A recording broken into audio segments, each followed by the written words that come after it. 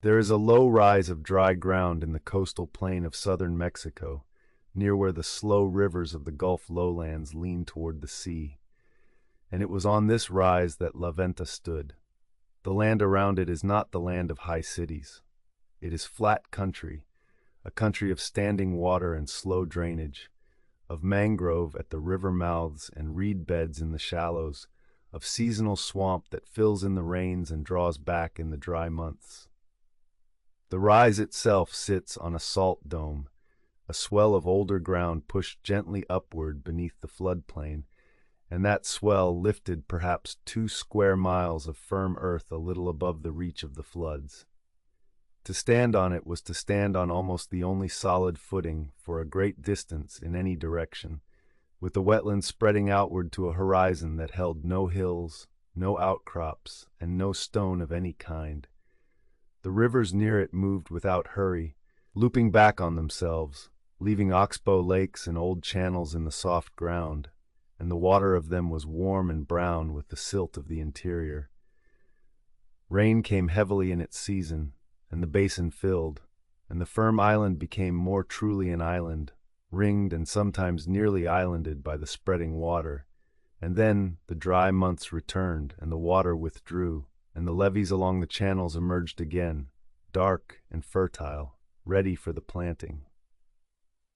The air over the place was warm and close, thick in the wet season with the sound of insects and frogs and the calling of water birds, and the green of it was the dense, low green of the tropical lowland, palm and fig and the tangle of the river bank, with the taller forests standing back where the ground stayed dry.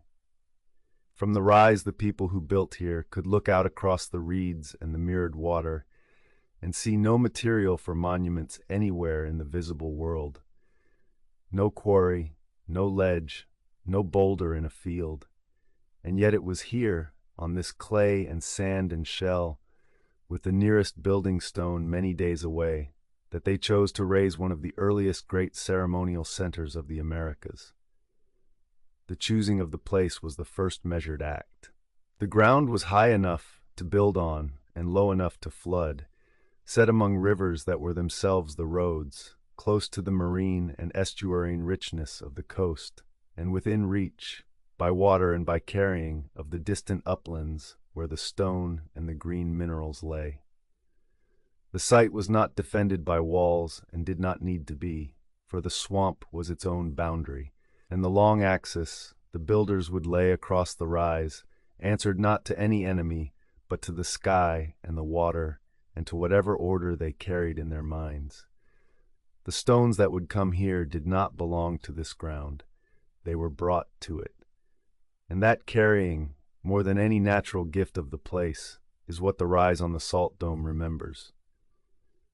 The salt that gave the dome its lift lay deep beneath, an old marine deposit buried under the river sediments and pressed slowly upward over ages until it raised this gentle swell of ground a few meters above the surrounding plain. And on the swell the soils were heavier and firmer than the soft alluvium around, holding the weight of the works and the feet of the people through the long generations of the building. The plain itself had been laid down by the rivers over a very great length of time, layer upon layer of silt spread by flood after flood, so that the whole country was a made country, a low surface of fine sediment, threaded by the channels that had built it and were still building it, the water carrying the ground from the interior and laying it down again across the lowland on its slow way to the sea. The rivers near the rise belonged to this system, the Tonalá and the lesser channels of the local drainage, and they connected the island both inland toward the higher country and seaward toward the coast and its lagoons, so that the place was held within a web of slow water that was at once its boundary and its road. The climate was warm through all the year and very wet, the rains heavy and long in their season, the air humid, the growth quick and dense, and the wetland around the rise teemed with the life that warm, shallow water brings, the fish and the turtles in the channels, the herons and the ducks, and the many water birds in the reed beds, the cayman in the still backwaters, and along the firmer margins, the lowland forest with its palms and figs and tall canopy trees. Into this green and watered country, rich in food and poor in stone, the builders had come, and the poverty of stone was no small thing, for it meant that everything hard and lasting in their works had to be brought from beyond the visible world, while everything the eye could see of the place gave only the soft materials of the flood. The rise was a place of abundance and of a single great lack, and the whole character of what was built there grew out of that pairing. The easy food and firm footing of the salt dome set against the long reach required to bring the stone, and the people answered the lack not by doing without, but by carrying, year upon year, across the swamp and the rivers, until the ground that had no stone of its own held more imported stone than almost any other place of its age in the Americas. What the builders raised on the rise was laid out along a single line, a north and south axis running for nearly 4 kilometers across the island, and almost everything of consequence was arranged in relation to that line. Near the middle of it stood the great mound, the largest of the works, a high cone of clay rising about 30 meters from the plaza floor, its flanks worked into a series of vertical ridges and grooves, so that the whole mass was fluted like a great rounded form pressed by enormous fingers. This mound was not stone-faced. It was built of clay alone, of colored earths and sand, brought basket by basket and packed and shaped by hand, and over the centuries the rains rounded its ridges and softened its lines, yet its essential bulk held. To the north of the great mound lay a long open plaza, and beyond the plaza a walled court, a rectangular enclosure ringed by a fence of upright basalt columns set close together and standing like a palisade of stone, each column a natural prism of dark volcanic rock carried from far away and stood on end in the clay. Within and around this northern court were low platforms and small mounds of packed earth, flat-topped and rectangular, arranged with a regularity that speaks of planning held across generations. For the court was rebuilt and resurfaced again and again, its floors relaid in clays of deliberate color, red and yellow and gray, one over another, each renewal sealing what had come before. Long, low ridges of earth ran parallel along the axis, framing the plazas and guiding the eye and the foot from one space to the next, so that to move through the center was to pass along a prepared sequence, from open ground to enclosed court, from the broad plaza beneath the great mound toward the quieter precinct where the most careful building was done. The colossal heads stood among these works, set at points along the axis, each one a single block of basalt, taller than a standing person and weighing many tons, carved into the likeness of a broad human face beneath a close-fitting headpiece, and altars, great rectangular blocks with figures emerging from niches in their fronts, stood near them. Everything about the layout was earthen and additive, raised by carrying and packing rather than by cutting and stacking, and the stone that did appear, the columns and the heads and the altars and the stelae, was the rarest and most laboriously imported element in the whole design, reserved for the markers and the enclosures and the faces, while the great masses of the architecture remained what the island could give, which was clay and sand, and the patient labor of moving them. The axis held all of it together. The mound, the plazas, the court, the ridges, the placed monuments, all answered to the line, and the line itself ran a little off true north, oriented by some reckoning the builders kept, so that the entire center was a single composition stretched across the dry ground, a thing built to be walked along as much as to be looked at, its order legible in the spacing of its parts. The great mound near the center, the work the excavators came to call Complex C, was for a long time taken to be a simple cone, and only careful survey showed the fluting of its sides, the regular alternation of ridge and groove around its mass, a form that may echo the shape of a volcano of the distant mountains from which the basalt came, raised here in clay where no mountain stood. North of it, the enclosed precinct, the work called Complex A, was a small and intensely worked ground, a rectangular court perhaps some tens of meters on a side, bounded by its fence of upright basalt columns, and entered from the south, and within it low platform mounds flanked a narrow space whose floors were laid and relaid in clays chosen for their color, the bright red and the yellow and the gray brought from their sources and spread in thin even sheets, one sealing the last, through phase after phase of renewal across the centuries of the precinct's use. Beneath these floors the builders sank their greatest offerings, so that the court was not only a surface to stand on, but a lid over a depth of buried wealth, the architecture above answering to the offerings below. South of the great mound, the axis ran on across further plazas and platforms, and the large raised ground that the excavators named for the work done upon it, a broad acropolis of packed earth, and long, low parallel mounds ran beside the open spaces, defining them and aligning the movement through them. The orientation of the whole held a little west of true north, by some 8 degrees, a deliberate setting maintained across the long building of the site,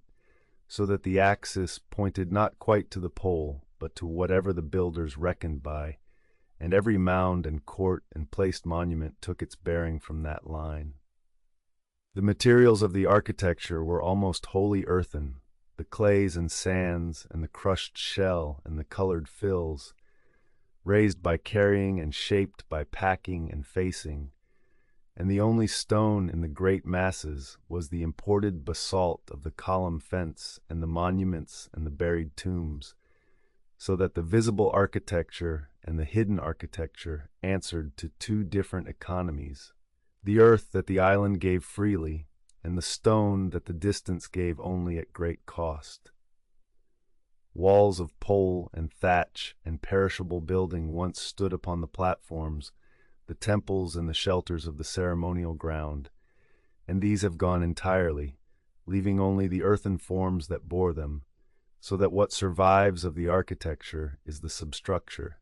the raised and shaped ground, the mounds and courts and the long axis, the bones of a center whose standing buildings returned long ago to the wet earth that the lowland keeps. In the early hours, the work of the place was the work of carrying. Before the heat came up, when the light was still gray over the reed beds and the water birds were moving, lines of people went down to the borrow pits where the clay and the sand were dug, and filled baskets, and bore them on their backs up onto the growing platforms. The whole architecture of Venta was made this way, by the hand and the basket and the bent back, load after load, over years and generations, the great mound rising a little with each season of labor, the plaza floors thickening, the platforms broadening, and the borrow pits deepening into ponds behind the builders as the earth was taken from them. Around this central labor, the ordinary morning of a lowland settlement went on. On the levees and the low rises near the rivers stood the houses, built of poles and thatch on small earthen platforms lifted above the wet ground, and from them the cooking smoke went up at first light as the maize of the day was ground. The people of the floodplain lived on the maize they planted on the fertile levees, and on the beans and the squash of the kitchen gardens, and on the great richness of the water around them, the fish taken from the channels and the shallows, the turtles, the waterfowl that came to the reed beds, the shellfish of the estuaries near the coast. Morning was the time of going out to these, of the canoe pushed off into the brown water, of the net and the line and the weir, of the walk along the levee to the garden plots where the soil was dark and renewed each year by the flood. Children carried water and minded the smaller children. The old worked at what could be done sitting, the shaping of clay, the mending of nets, the grinding of the day's meal on the stone. Over all of it the great mound stood, and the court of columns, and the placed heads, and the morning sun came across the wetland, and lit the eastern faces of the works, while their western flanks held the shadow. The labor on the monuments was not separate from the life of the houses. It drew on the same hands in their seasons, the same backs that carried clay carrying also the harvest, the same canoes that brought fish, bringing also the sand and the shell for the floors. What set the morning at Venta apart from any other lowland morning was the scale of the carrying and the thing it was building. For a settlement of this size, drawing in the labor of the surrounding country, raised over the generations a center far larger than the daily needs of its own households, a place made for gathering and for ceremony and for the burial of wealth. And the carrying that built it went on in the cool of every dry season morning, basket after basket, up the slow rising flanks of the mound, while below on the levees the fires were lit and the meal was ground, and the canoes went out onto the water. The grinding of the maize was the long labor of every morning. The kernels softened first in water treated with lime or wood ash, a preparation that loosened the hulls and made the grain more nourishing, and then ground on the stone. The hand stone moved back and forth over the lower slab until the softened maize became the dough from which the day's food was made, and the sound of that grinding, stone on stone, carried from house to house along the levees in the early light as it did in lowland villages across the whole of that world. The food of the place was broad and drawn from many sources: the maize and the beans and the squash of the garden plots, the dog raised for meat, the deer and the smaller game taken from the forest margins, and above all, the great yield of the water, the fish and the turtle and the clam and the snail of the channels and the shallows, the waterfowl of the reed beds, the resources of the nearby estuaries where the rivers met the sea, so that the people of the floodplain drew a rich and varied living from the wet country around them, and were not bound to the maize alone. The settlement that did the carrying was itself spread across the firm ground in and around the center and out along the levees and rises of the surrounding plain, a population larger than the island alone could hold, drawn in from the supporting country to raise and maintain the works, and the size of that gathered labor is part of what the monuments record, for the moving of the basalt and the building of the mounds asked for many hands, organized across the dry seasons of many years. The morning was when that labor assembled, the carriers going to the pits, the diggers loosening the clay, the lines forming up the flanks of the rising platforms, while at the same hour the ordinary getting of food went on all around, the canoes pushing off, the nets set, the gardens tended, the meal ground and cooked, so that the place at first light was at once a great building site and an ordinary lowland village, the two lives braided together in the same hands and the same hours. Over it the broad-faced heads stood in their places along the axis, lit on their eastern sides by the low sun, and the great mound caught the morning on its upper ridges while its base held the cool of the night, and the day's carrying began as it had begun through all the generations of the building, basket after basket up the long, slow flanks, the center growing by the labor of the morning while the smoke of the houses rose over the water. The materials that mattered most at Venta were the materials it did not have. The island gave clay and sand and shell, and from these the great earthen forms were built, and the pottery and the figurines were made. But the things the builders prized above all, the things they carried furthest and buried deepest, were stone and green mineral that had to come from elsewhere. The basalt of the colossal heads and the altars and the great column enclosures was volcanic rock from the Tuxtla Mountains, a range of old volcanoes rising perhaps 80 kilometers to the northwest, and every block of it, the multi-ton heads, the long prismatic columns of the court, the broad altars was quarried there from natural boulders and outcrops, and moved across that whole distance of swamp and river and low ground to the island, overland on rollers and sledges where the ground was firm, and by raft along the rivers and lagoons where the water allowed, a labor of organization and patience that is among the most striking facts the site records. Then there was the green stone.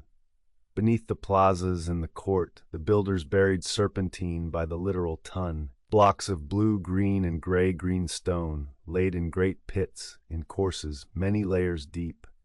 Thousands of worked and unworked pieces, brought from sources in the highlands far to the south and southeast and placed in the ground as massive offerings, some of them arranged across the bottom of a pit in the pattern of a stylized face, a mosaic of cut serpentine blocks forming the brows and the eyes and the mouth of a great mask,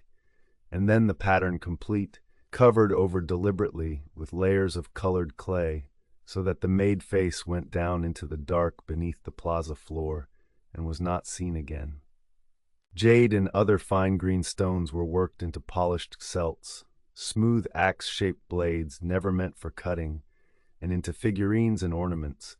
and these too were set in caches in the ground, arranged in deliberate groupings and then sealed. Iron ore was worked at the site into small polished concave mirrors of magnetite and ilmenite and hematite, surfaces ground and polished until they caught and threw back the light, and these were among the goods that moved along the exchange routes. The local craft, by contrast, worked the things at hand, the clay shaped into vessels and into the small solid figurines found across the settlement, the abundant pottery of daily use, the fired and colored surfaces of the platforms themselves. So the materials of Venta divided cleanly into two orders, the near and the far, the earth of the island that made the bulk of everything, and the imported stone and mineral that made the monuments and filled the offerings. And the distance between those two orders, the 80 kilometers to the basalt and the far longer reach to the jade and the serpentine, is the measure of what the place could command. For the green stone in the ground beneath the plazas remains the plainest record of how far the hands of this center could reach. The moving of the basalt is the labor that most fixes the mind, for the heads alone weigh many tons each, the largest of them more than 20, and the columns of the court and the broad altars add their own great weights, and all of it was quarried from the natural boulders that lay on the flanks of the Tuxtla volcanoes, shaped at least roughly near the source or carried whole, and brought the long way to the island, a passage that crossed low ground and swamp and the many channels of the plain, accomplished without draft animals and without the wheel, by human force alone, on sledges and rollers over firm ground and on rafts along the water. The blocks eased down to the rivers and floated and poled and hauled the slow distance to the rise. That so many such blocks were moved, not once but through the generations, is the measure of the organization the center could command. The serpentine of the great buried offerings came in a quantity harder still to picture, whole pits filled with it, courses of cut and rough blocks laid many deep,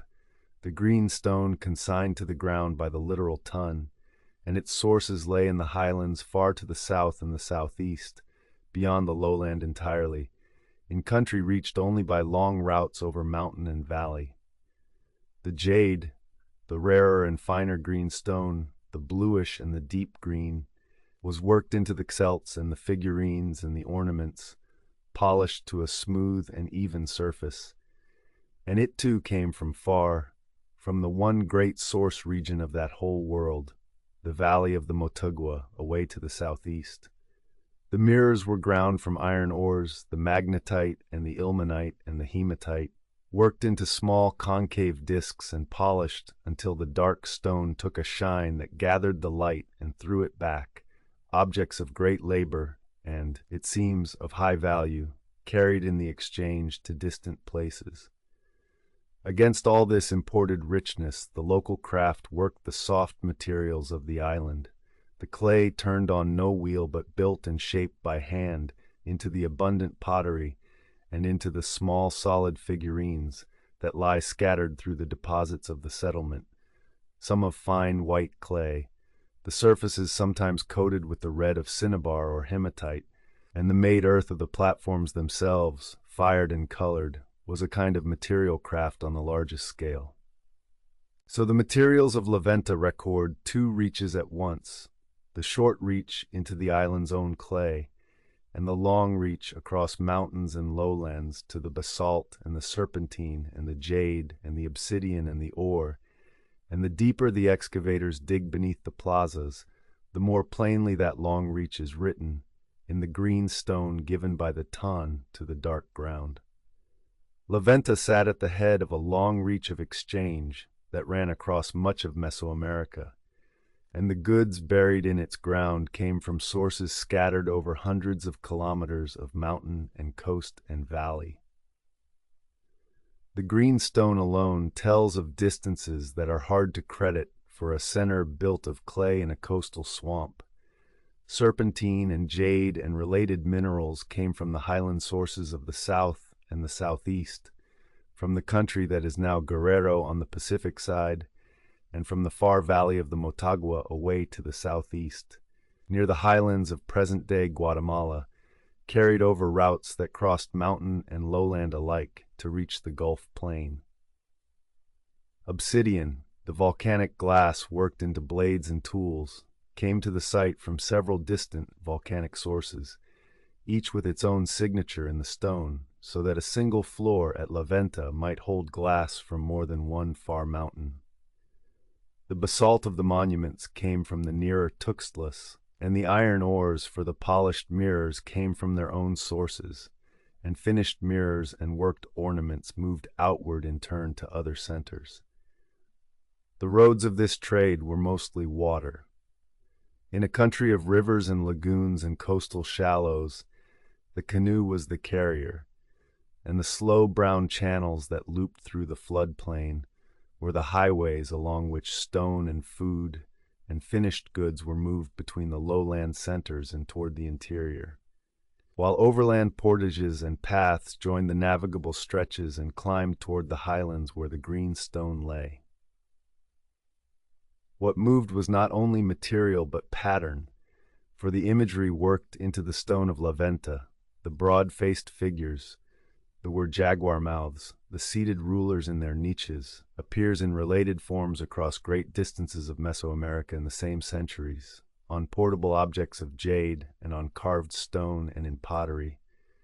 so that the exchange carried a shared visual order outward along the same routes that carried the stone inward. Venta was a gathering point in this web, a place that drew the far materials toward itself and consumed them in its offerings and its monuments on a scale that no smaller settlement matched. And the drawing in of so much from so far is itself the strongest sign of what the center was. For a place that could command the carrying of multi-ton basalt across 80 kilometers of swamp and the importing of serpentine by the ton from beyond the mountains, was a place at the center of something wide. The flow was not constant and not uniform, and it shifted over the centuries as sources rose and fell in importance. But across the life of the site the pattern held, the far stone coming in along the rivers and the portages, the worked goods going out, and the imagery traveling with both, so that the clay island in the wetland was tied by its trade to mountains it could not see from any height it had. The obsidian alone, studied by the signatures the volcanic glass carries from its parent flow, shows the breadth of the web, for the blades and flakes recovered at the site come from several distant sources, some in the highlands of the south near the country that is now Guatemala, others from the central highlands of Mexico far to the west and north, each parcel of glass a thread running back to its own mountain, and the gathering of glass from sources so far apart in one lowland center is among the clearest proofs that La Venta drew along routes that spanned much of Mesoamerica. The greenstone tells the same of the southern reach, the serpentine and the jade arriving from the highland sources beyond the lowland, and other goods that leave fainter traces moved along the same ways, the cinnabar and the hematite that colored the figurines in the burials, the ornaments of shell and the spines of the stingray and the teeth of the shark brought from the coast for the rites of bloodletting, the perishable goods of which little survives, the foodstuffs and the cloth and the feathers and the cacao that such networks are known to have carried. La Venta was not the first of the great lowland centers. An older center had risen before it on higher ground to the west, San Lorenzo, and had passed its peak before La Venta came to its full height, so that the island center inherited and carried forward a tradition of monumental work and far exchange already old in the region, and it stood for some centuries as the foremost of the lowland centers, drawing the far materials toward itself on a scale none of its neighbors matched. The imagery moved with the materials, for the style worked into the stone and the jade of La Venta, the heavy-lidded faces, the down-turned mouths, the cleft brows, the part human and part feline beings, the seated lords in their niches, appears in kindred forms across great stretches of that world in the same centuries, carved on portable jade and incised on pottery and worked into stone in distant valleys, a shared visual order spread along the routes of the trade, so that the exchange carried not only stone and food, but a way of picturing the world. The clay island was a knot in this wide web, drawing the far stone in along the slow brown rivers and the highland portages, consuming it in the monuments and the offerings, and sending the worked goods and the shared imagery outward in turn, bound by its trade to a world far larger than the wet plain it sat in, to mountains and valleys and coasts, that the people of the levees knew by the stone that came down from them to the ground that had none. Toward the end of the day the carrying slowed and stopped, and the life of the place drew inward to the hearth and the workshop and the quiet of the houses on the levees. When the heat went out of the afternoon and the light began to lengthen and turn, the lines of basket carriers came down from the platforms for the last time, and the borrow pits were left to the gathering shadow, and the work that remained was the close work of the evening done by hand near the fire. In the households the day's grinding was finished, and the meal was prepared, the maize that had been ground brought to the cooking, the fish of the morning's taking laid on the fire, and the families gathered on their small raised platforms above the wet ground as the cooking smoke thickened and settled low over the levees in the still evening air. This was the hour of the making of small things. By firelight and by the light of the failing day, the people of La Venta shaped clay into the small solid figurines that have been found in their thousands across the site, worked and polished green stone into celts and ornaments, ground and finished the magnetite mirrors, mended the nets that the next morning's fishing would need, and shaped and smoothed the pottery of daily use. The same settlement seen in the morning as a place of carrying and of going out onto the water became in the evening a place of sitting and of close attention. The same hands that had borne clay up the mound now turning a figurine in the firelight, the same canoes drawn up now on the levee for the night. The great mound stood through this hour dark against the western sky, its fluted bulk catching the last of the light along its upper ridges, while its base sank into shadow, and the court of basalt columns held the late glow a little longer than the clay around it, the dark stone warm with the low sun before it too went gray. The sounds of the place changed as the light went. The calling and the movement of the daytime gave way to the rising chorus of the wetland night, the frogs in the shallows, the insects, the night birds over the reed beds, and the human sounds drew in close to the fires, voices low, the small noises of the evening's work. Over the levees the smoke hung and slowly cleared, and the water around the island lay still and dark and held the last gray light of the sky. The day at Venta ended as it had through all the generations of its building, with the carrying done and the fires lit and the makers at their close work, and the great earthen forms that the carrying had raised, standing quiet above the houses. The same period of the settlement's life, seen now from the side of the hearth rather than the side of the labor,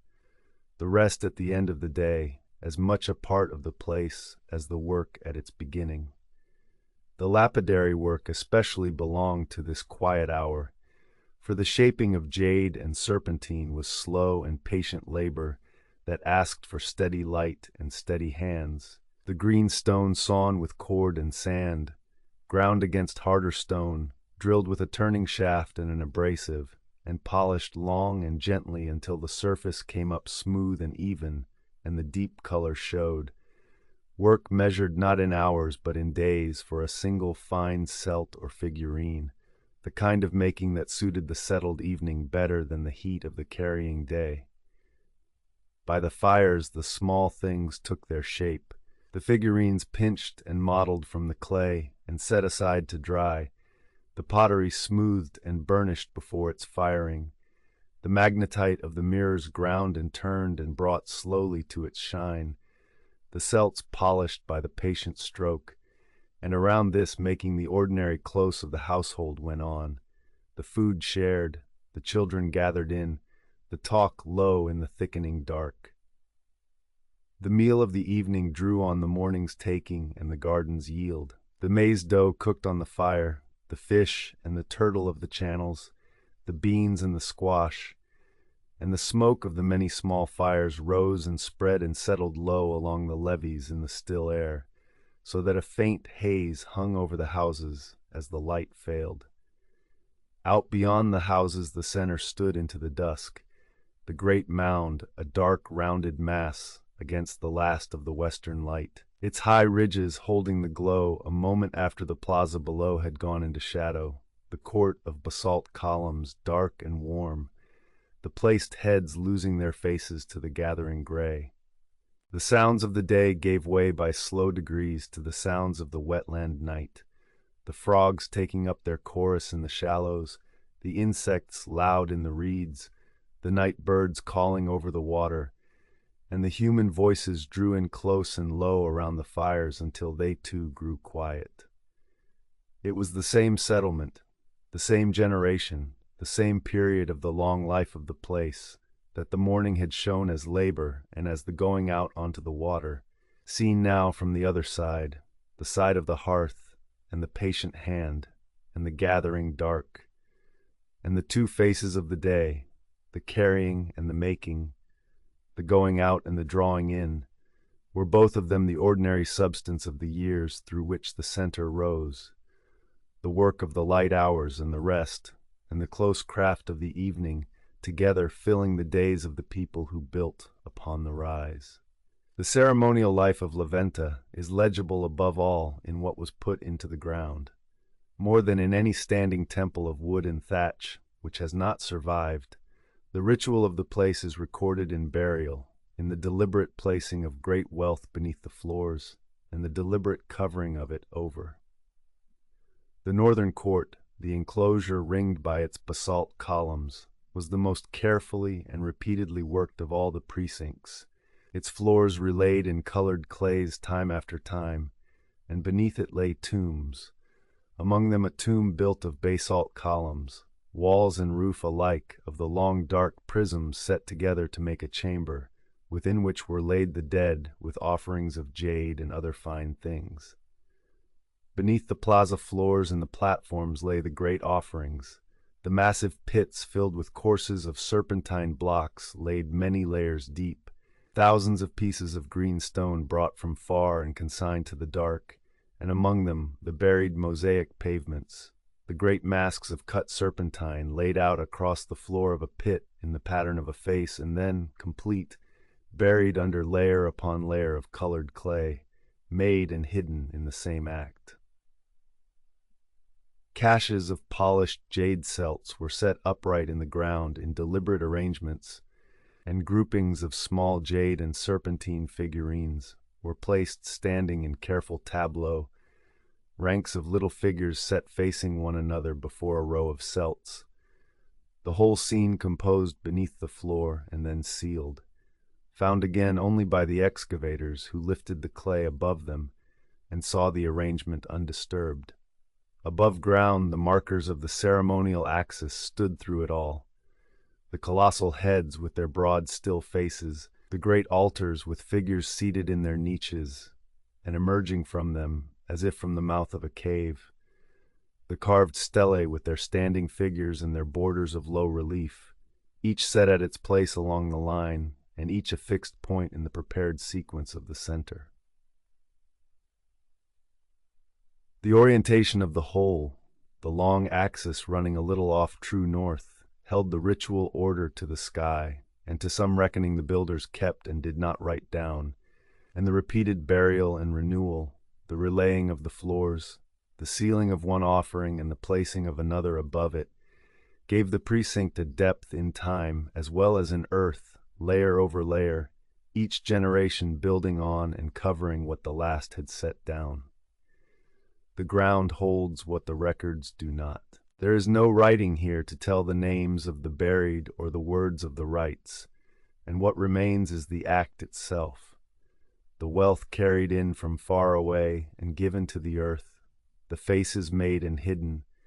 the dead laid in their chambers of imported stone beneath the most worked ground of the island,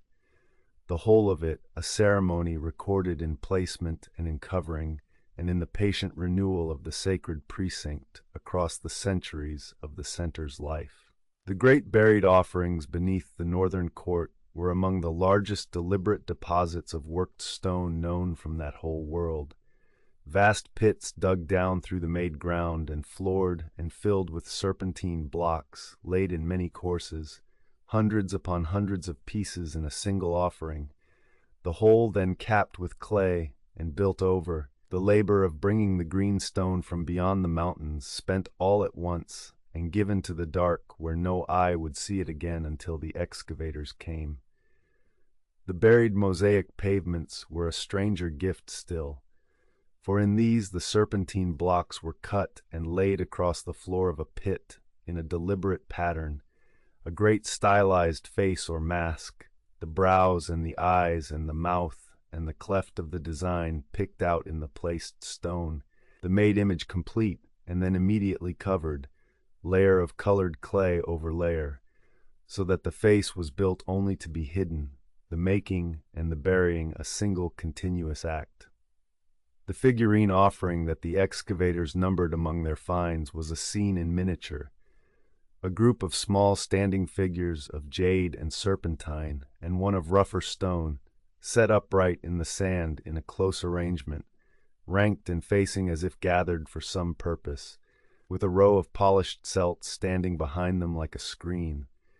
the whole tableau composed beneath the floor and sealed, and found again long after exactly as it had been left, the little figures still standing in their places, the celts still upright behind, and even, in the record of the precinct, reopened once in antiquity and resealed, as though the buried scene had been visited and then closed again. The tombs lay beneath the same worked ground, one of them built wholly of the basalt columns, walls and roof of the long dark prisms set together to make a chamber, within which lay the remains of the dead with offerings of jade, the celts and the ornaments and the fine green things, reddened with cinnabar. Another grave held within a setting of stone, its own rich furniture of jade. Above the ground the carved monuments held the ceremonial axis, the colossal heads with their broad, still faces beneath the close headpieces, taken by many to be the portraits of the lords of the center. The great altars, more likely thrones, broad blocks with a figure seated in a niche in the front as if emerging from the mouth of a cave, sometimes holding a child, sometimes with figures along the sides. The stelae standing with their carved lords and their borders of low relief. The imagery that ran through all of it, the cleft heads and the down-turned feline mouths, and the part jaguar beings, spoke of an order of the sacred that the stone keeps and the words do not. For there is no writing here to name the buried or to set down the rites. What it holds is the act, the wealth carried from far and given to the earth, the faces made and hidden, the lords laid in their chambers of imported stone, the long renewal of the precinct layer over layer, a ceremony legible now only in placement and in covering, recovered by the slow lifting of the clay that sealed it. The year at La Venta turned on the water, and the two seasons of the lowland, the wet and the dry, divided the life of the place between them as plainly as light and dark divided the day. In the dry months the flood waters drew back from the basin. The spreading sheets of standing water shrank to the channels and the lakes, and the levees along the rivers emerged dark and renewed, their soil freshened each year by the silt the flood had laid down, ready for the planting of the maize and the beans and the squash. The dry season was the season of firm ground, and firm ground was the season of building, for it was when the floodplain was passable that the great labors of carrying could be done, the clay and the sand borne up onto the platforms, and above all the moving of the basalt accomplished. The multi-ton blocks dragged on sledges and rollers across ground that would not bear them in the rains, floated on rafts down channels that in the dry months ran within their banks. The hauling of the monuments belonged to the dry earth and the low water. Then the rains returned in their season, heavy and sustained, and the rivers rose and spread, and the basin filled again, and the island on its salt dome became more truly an island, its higher ground a refuge of firm footing above the standing water that ringed and nearly islanded it. The wet months were the months of the fields and the water, of the maize growing tall on the levees, of the fish moving up into the flooded margins where they could be taken in abundance, of the waterfowl gathering on the spreading shallows, and the labor of the people turned from the carrying of earth and stone to the tending of the crops and the working of the rich, flooded country around them. The great mound and the court and the placed heads stood through both seasons unmoved, dry-footed on the high ground, and the water came up around the lower margins of the center in the rains and drew back from them in the dry months, so that the place lived within a slow yearly breathing of the flood, the water advancing and retreating around its fixed forms. The orientation of the axis and the placing of the monuments held to no season. They answered to the sky. But the doing of the work, the raising of the architecture, and the moving of the stone kept to the dry ground and the low water, and the feeding of the people kept to the flood and the fertile levees it renewed, so that the building of La Venta and the living of it were set into the turning of the year, the monuments rising in the dry seasons across the generations, and the harvests gathered in their seasons between. The whole long making of the center carried on in the rhythm of the waters coming and going. The flood was not an enemy but a giver, for it was the yearly spreading of the rivers that renewed the levees, laying a fresh skin of silt over the planting ground each wet season, and keeping the soil along the channels rich without the long fallowing that poorer ground would have needed, so that the very water that drowned the basin in its season was the source of the fertility the people lived by, and the rhythm of flood and retreat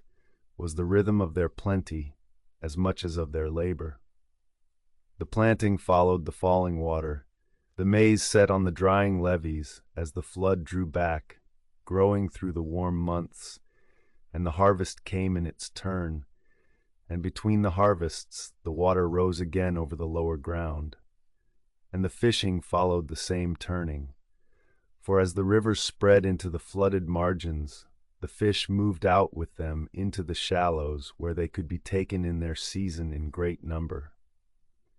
and as the water fell, the fish drew back into the channels and the lakes, and the taking of them shifted with the water across the year. The waterfowl came and went with the seasons too, gathering on the spreading shallows, and the turtles and the other creatures of the wetland had each their time,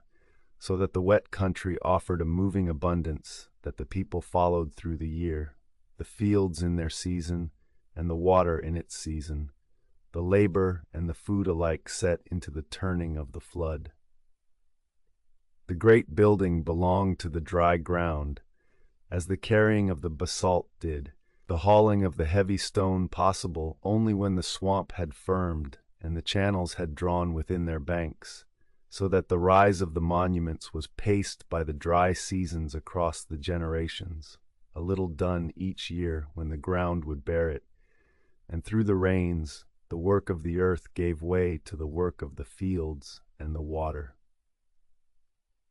The center itself stood above the turning dry-footed on its salt dome through both seasons, the great mound and the court and the placed heads unmoved, while the flood came up around the lower margins of the rise in the rains and drew back from them in the dry months, the island breathing slowly with the year, more islanded in the wet and more joined to the plain in the dry. The axis held to no season and answered only to the sky, but the life around it kept the year's measure faithfully, the building and the carrying in the low water, the planting and the fishing in the flood and its retreat,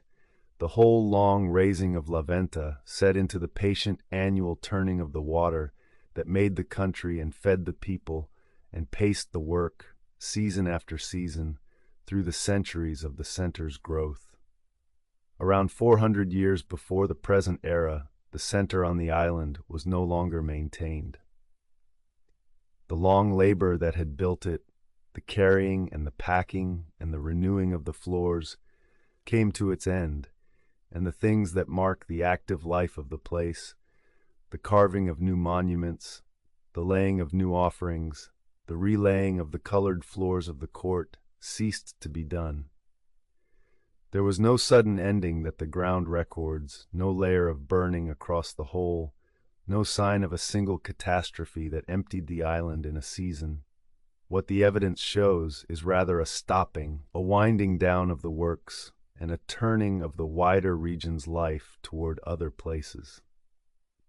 Some of the monuments showed defacement, faces and forms battered and altered, and some were buried, taken down from their places and set into the ground. And there is reason to think that part of this was deliberate, a closing of the monuments and the precinct by the people themselves, an ending performed rather than suffered, the great heads and altars decommissioned and laid to rest, much as the offerings had been laid down throughout the center's life. The population did not vanish from the lowlands. The people of the floodplain dispersed across the surrounding country into the smaller settlements of the levees and the rivers, and the life of the region went on in other forms and in other centers, the focus that Venta had held passing elsewhere as the generations turned. What ended was the gathering, the drawing in of labor and far stone to this one rise, the maintenance of the great earthen forms and the sacred court. What continued was the ordinary life of the lowland, the maize on the levees, the fish in the channels, the canoes on the brown water, now without the center at its heart. The island was given back to the flood and to the slow return of the wetland forest. The borrow pits that had fed the platforms held water. The unrenewed floors of the court took the rain and softened. The clay flanks of the great mound, no longer maintained, rounded under the seasons, and the placed stone, the heads and the altars and the columns, stood or lay where the closing had left them while the green of the lowland came back over the worked ground. The ground of it remained, and the gathered center upon it did not, and the making of it had been the work of many generations, while the ending, the leaving rather than any sudden close, was itself a slow turning. the island emptying of its gathered purpose and settling back into the quiet, wet country from which its builders had raised it. The ending of the center was not the ending of its world, for the tradition it carried passed onward into other places and other forms. To the west, the older country around the higher ground kept its settlements, and centers such as Tres Zapotes in the Tuxtla foothills continued and grew after La Venta had gone quiet, carrying forward elements of the lowland tradition into the later age. And from that later age came the first of the lowlands' carved dates and the early writing that the Olmec centuries had not left, the threads of the old order taken up and changed by those who followed. So the quieting of the island was a passing of focus rather than a vanishing of a people, the long-held gathering at La Venta giving way as the generations turned and the life of the region settled into new centers and new shapes.